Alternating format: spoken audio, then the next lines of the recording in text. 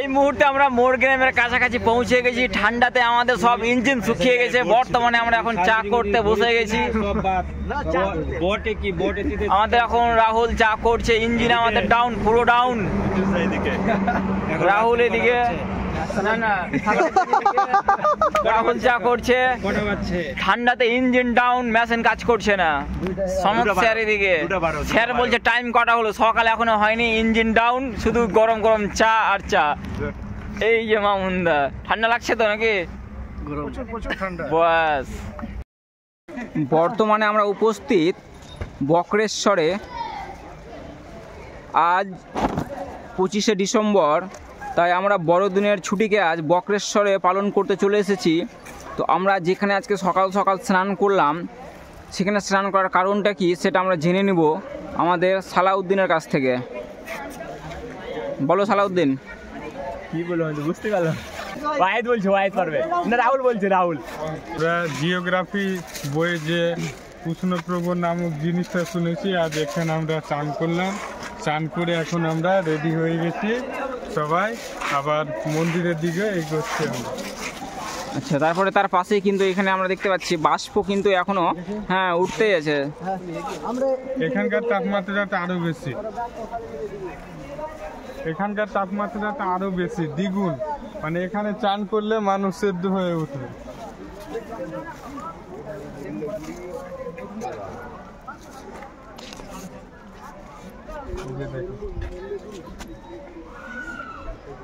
দেখো পাথরগুলো পড়ে আছে, পুরো হয়ে গেছে। এই বাষ্পগুলো কিন্তু উপরে উঠে চলে যাচ্ছে।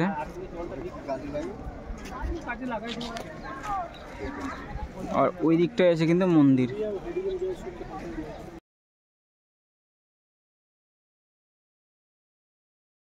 এই জল কিন্তু গরম, একদম ফুটে ফুটে জল কিন্তু উঠছে। এই জলটাই কিন্তু এখানে হয়ে আবার তার পাশে একটি স্নান করার জায়গা রয়েছে, সেখানে কিন্তু আমরা স্নান করলাম এবং সবাই স্নান করছে। এখানে কিন্তু স্নান করা যাবে না, এখানে জলের তাপমাত্রাটা প্রচুর, কিন্তু মানে জল টকবক টকবক করে ফুটে উঠছে। এই যে দেখতেই পাচ্ছেন, জল টকবক টকবক করে জল ফুটে উঠছে।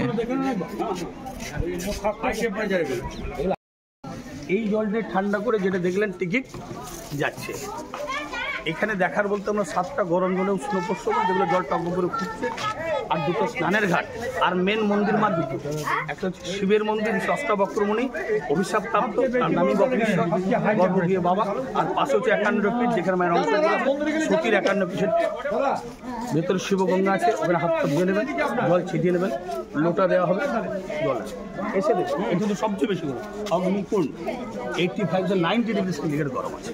এইদিকে আসেন মাইজি।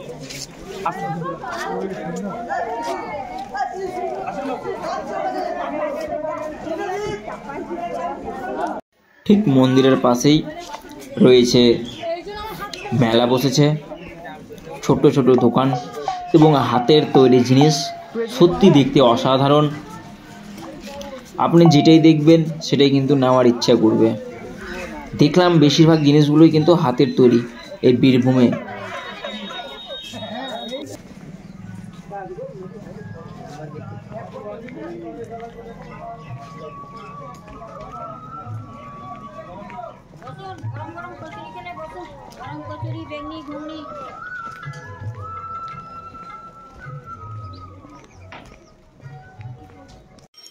আমাদের কিন্তু গরম জলের যে ঘাট, সেই ঘাট কিন্তু আমাদের ঘোরা কমপ্লিট এবং স্নান করাও কমপ্লিট। এবারে আমরা সবাই মিলে আমাদের গাড়ি যেখানে রাখা ছিল সেখানে এসে পৌঁছে গেছি এবং এখান থেকে শান্তিনিকেতনের উদ্দেশ্যে, বোলপুরের উদ্দেশ্যে কিন্তু আমরা রওনা দেব। এই হচ্ছে আমাদের বাস গাড়ি। তো এখানে আমরা সবাই উঠে গেছি, এখন আমরা টিফিন করে নিব এবং টিফিন করার পরেই কিন্তু এখান থেকে আমরা বেরিয়ে পড়ব বোলপুরের উদ্দেশ্যে।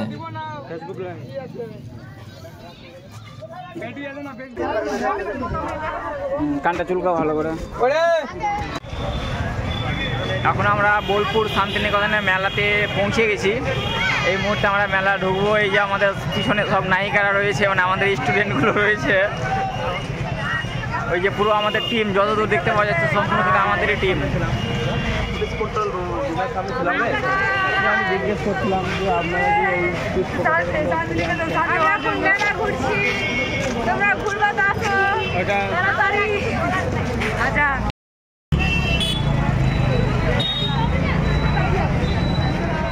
এখানে কি আছে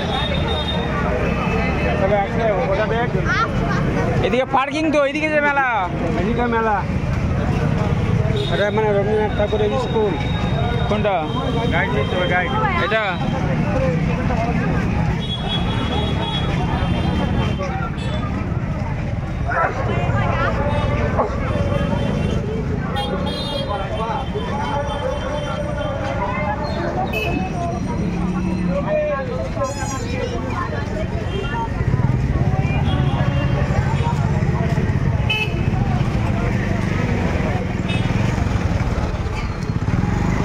এই মুহূর্তে আমরা শান্তিনিকেতন পৌঁছে গেছি এবং আমাদের কবিগুরু রবীন্দ্রনাথ ঠাকুরের যে বাড়ি সেইগুলো আমরা এখন দর্শন করছি এবং তার পাশেই যে রাস্তাগুলো রয়েছে হ্যাঁ সেইগুলোতেই আমরা এখন ঘুরছি এবং তার পুরনো জিনিসগুলোই আমরা কিন্তু দেখছি এখন বর্তমানে। এই হচ্ছে আমাদের পুরো টিম, এই হচ্ছে আমাদের মল্লিকপাড়া সাহা টিউটোরিয়াল হোমের স্টুডেন্ট এবং এই যে রয়েছে মামুনদা, এই যে আমাদের ভাই রাহুল এবং আমরা সকলেই রয়েছি, আমরা সবাই মিলে আমরা ঘুরতে গেছি।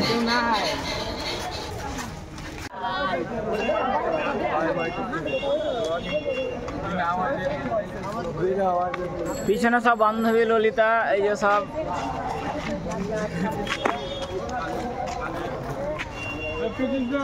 দেখতে পাচ্ছি না। আছি আমরা ওই ভিডিওটা টেপক হয়েছে আমরা যখন সেবক বেঙ্গল সাফারিতে ছিলাম। আগে আগে চলে গিয়ে ভিডিও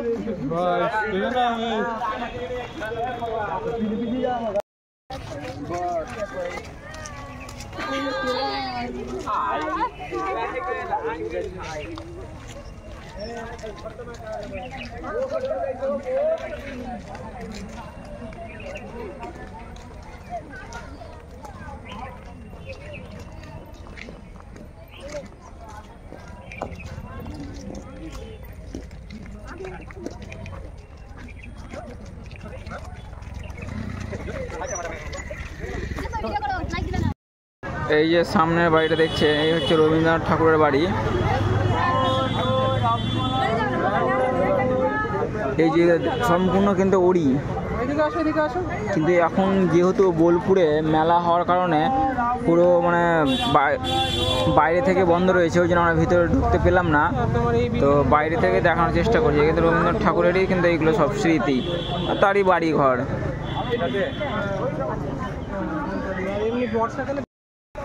বেশ অনেক পুরনো এই গাছগুলো দেখতেই পাচ্ছেন, যার বয়স বলা খুব মুশকিল বা কঠিন।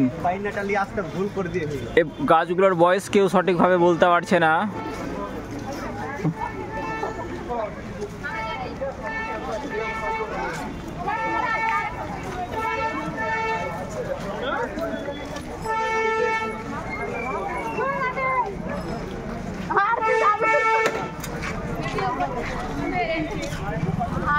এই যে বান্ধবী ললিতারা ঘাড়ে হাত দিয়ে হাঁটাহাঁটি করছে, বান্ধবী ললিতা।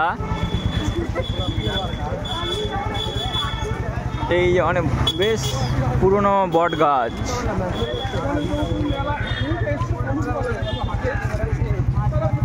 দেখতেই পাচ্ছেন লোকজন।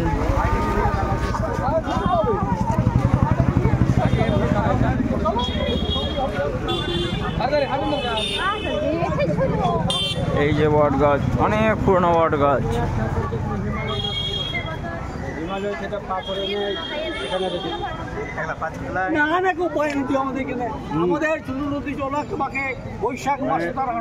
রবীন্দ্রনাথ ঠাকুর হিমালয় গেছিল ঘুরতে, আসার সময় পাথরে নেই এখানে ছোট্ট একটা হিমালয়।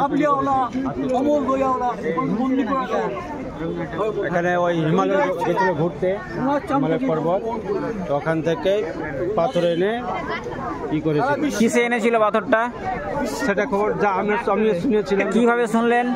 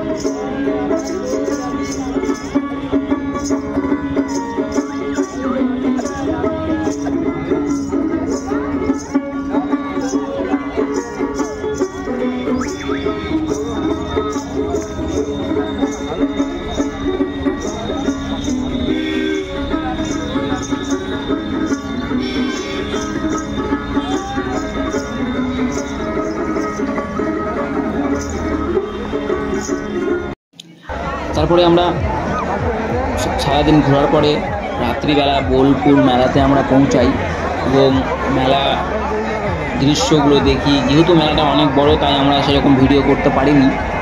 অনেক বড় মেলা এবং অনেক ভিড়।